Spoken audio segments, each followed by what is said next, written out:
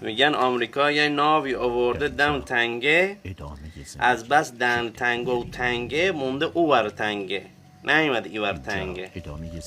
یعنی دهن تنگ و تنگه که مونده او ور تنگه؟ نه امو، این ناو 10 فرسنگه، روش 1000 تا بوینگه، بعد دهن تنگه و نه تنگه مونده او ور تنگه، نیومد ای ور تنگه. خب این ناوه و پارکینگه. امو این ناو جنگه، انگار مخت هنگه. وای سازندش چه خنگه.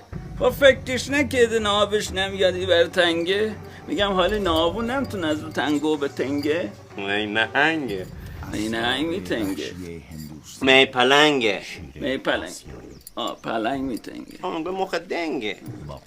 ولی با این اوضاعی که میگی ناو آورده 10 فرسنگی مونده ای بر تنگه، اوضاع تنگه خیلی تنگه، هر آن امکان جنگه. امکان جنگه. اینا جفنگه. اما این حرف 2 تا سیاستمدار ملنگ، نه حرف 2 تا آدم زرنگه. ای بابا حالیش نی با کی میخواد به جنگه.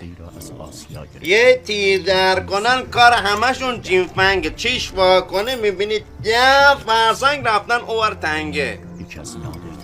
نگاه نکن پای مالنگه، این کوفتی هم باعث ننگه.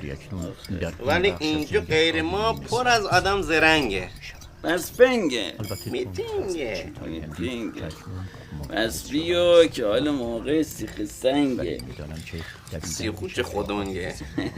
فقط بیا بهتر من یه خورده پم لنگه.